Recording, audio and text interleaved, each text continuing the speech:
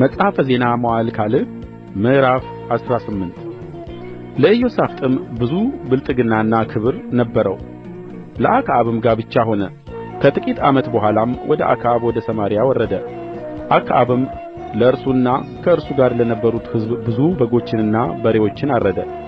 ከእርሱም ጋር ወደ ሬማት ዘገለዓድ ይሄድ ዘንድ አባበለው። የእስራኤልም ንጉሥ አክዓብ የይሁዳን ንጉሥ ኢዮሣፍጥን ከእኔ ጋር ወደ ሬማት ዘገለዓድ ትሄዳለህን? አለው። እርሱም እኔ እንደ አንተ ነኝ፣ ሕዝቤም እንደ ሕዝብህ ናቸው፣ በሰልፍም ከአንተ ጋር እንሆናለን ብሎ መለሰለት። ኢዮሣፍጥም የእስራኤልን ንጉሥ የእግዚአብሔርን ቃል አስቀድመህ ትጠይቅ ዘንድ እለምንሃለሁ አለው። የእስራኤልም ንጉሥ ነቢያቱን 400 ሰዎች ሰብስቦ ወደ ሬማት ዘገለዓድ ለሰልፍ ልሂድን ወይስ ልቅር አላቸው። እነርሱም እግዚአብሔር በንጉሡ እጅ አሳልፎ ይሰጣታልና ውጣ አሉት። ኢዮሣፍጥ ግን እንጠይቀው ዘንድ የእግዚአብሔር ነቢይ የሆነ ሌላ ሰው በዚህ አይገኝምን? አለ። የእስራኤልም ንጉሥ ኢዮሣፍጥን እግዚአብሔርን የምንጠይቅበት አንድ ሰው አለ፣ ነገር ግን ሁልጊዜ ክፉ እንጂ ከቶ መልካም ትንቢት አይናገርልኝምና እጠላዋለሁ። እርሱም የይምላ ልጅ ሚክያስ ነው አለው። ኢዮሣፍጥም ንጉሡ እንዲህ አይበል አለው። የእስራኤልም ንጉሥ አንድ ጃንደረባ ጠርቶ የይምላን ልጅ ሚክያስን ፈጥነህ አምጣው አለው። የእስራኤል ንጉሥና የይሁዳ ንጉሥ ኢዮሣፍጥ ልብሰ መንግሥት ለብሰው በሰማርያ በር መግቢያ አጠገብ በአደባባይ በዙፋኖቻቸው ላይ ተቀምጠው ነበር። ነቢያትም ሁሉ በፊታቸው ትንቢት ይናገሩ ነበር። የክንዓና ልጅ ሴዴቅያስም የብረት ቀንዶች ሠርቶ እግዚአብሔር እንዲህ ይላል፣ ሶርያውያንን እስኪጠፉ ድረስ በእነዚህ ትወጋለህ አለ። ነቢያትም ሁሉ እግዚአብሔር በንጉሡ እጅ አሳልፎ ይሰጣታልና ወደ ሬማት ዘገለዓድ ሂድና ተከናወን እያሉ እንዲህ ትንቢት ይናገሩ ነበር። ሚክያስንም ሊጠራ የሄደ መልእክተኛ እነሆ ነቢያት በአንድ አፍ ሆነው ለንጉሡ መልካም ይናገራሉ፣ ቃልህም እንደ ቃላቸው እንዲሆን መልካም እንድትናገር እለምንሃለሁ አለው። ሚክያስም ሕያው እግዚአብሔርን አምላኬ የሚለውን እርሱን እናገራለሁ አለ።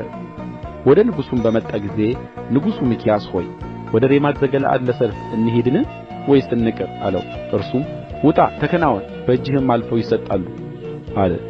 ንጉሡም በእግዚአብሔር ስም ከእውነት በቀር እንዳትነግረኝ ስንት ጊዜ እምልሃለሁ አለው።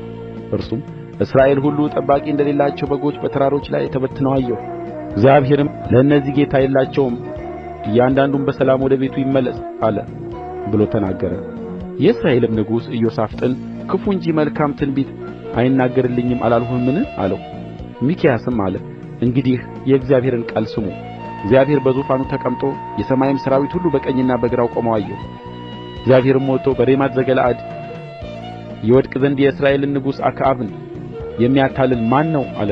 አንዱም እንደዚህ ሌላውም እንደዚያ ያለ ነገር ተናገረ።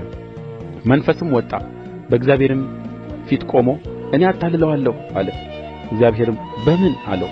እርሱም ወጥቼ በነቢያቱ ሁሉ አፍ ሐሰተኛ መንፈስ እሆናለሁ አለ። እግዚአብሔርም ታታልለዋለህ፣ ይቀናሃል፣ ውጣ እንዲህም አድርግ አለ። አሁንም እነሆ እግዚአብሔር በእነዚህ በነቢያት አፍ ሐሰተኛ መንፈስን አድርጎአል። እግዚአብሔርም በአንተ ላይ ክፉ ተናግሮብሃል። የክንዓናም ልጅ ሴዴቅያስ ቀረበ፣ ሚክያስንም በጥፊ መታውና የእግዚአብሔር መንፈስ ከአንተ ጋር ይናገር ዘንድ በምን መንገድ ከእኔ አለፈ? አለ። ሚክያስም እነሆ በዚያ ቀን ልትሸሸግ ወደ እልፍኝህ ስትሄድ ታያለህ አለ። የእስራኤልም ንጉሥ ሚክያስን ውሰዱ፣ ወደ ከተማይቱም አለቃ ወደ አሞን ወደ ንጉሡም ልጅ ወደ ኢዮአስ መልሳችሁ ንጉሡ እንዲህ ይላል፣ በደኅና እስክመለስ ድረስ ይህን ሰው በግዞት አኑሩት፣ የመከራም እንጀራ መግቡት፣ የመከራም ውኃ አጠጡት በሉ አለ። ሚክያስም በደኅና ብትመለስ እግዚአብሔር በእኔ የተናገረ አይደለም አለ። ደግሞም እናንተ ሕዝብ ሁሉ ስሙኝ አለ። የእስራኤል ንጉሥና የይሁዳ ንጉሥ ኢዮሣፍጥ ወደ ሬማት ዘገለዓድ ወጡ። የእስራኤል ንጉሥም ኢዮሣፍጥን ልብሴን ለውጬ ወደ ሰልፍ እገባለሁ፣ አንተ ግን ልብስህን ልበስ አለው። የእስራኤልም ንጉሥ ልብሱን ለወጠ፣ ወደ ሰልፉም ገቡ። የሶርያም ንጉሥ የሰረገሎቹን አለቆች ከእስራኤል ንጉሥ በቀር ትንሽ ቢሆን ወይም ትልቅ ከማናቸውም ጋር አትጋጠሙ ብሎ አዝዞ ነበር። የሰረገሎችም አለቆች ኢዮሣፍጥን ባዩ ጊዜ የእስራኤል ንጉሥ ነው አሉ። ሊጋጠሙትም ከበቡት። ኢዮሣፍጥ ግን ጮኸ፣ እግዚአብሔርም ረዳው፣ አምላኩም ከእርሱ መለሳቸው። የሰረገሎቹም አለቆች የእስራኤል ንጉሥ እንዳልሆነ ባዩ ጊዜ እርሱን ከማሳደድ ተመለሱ።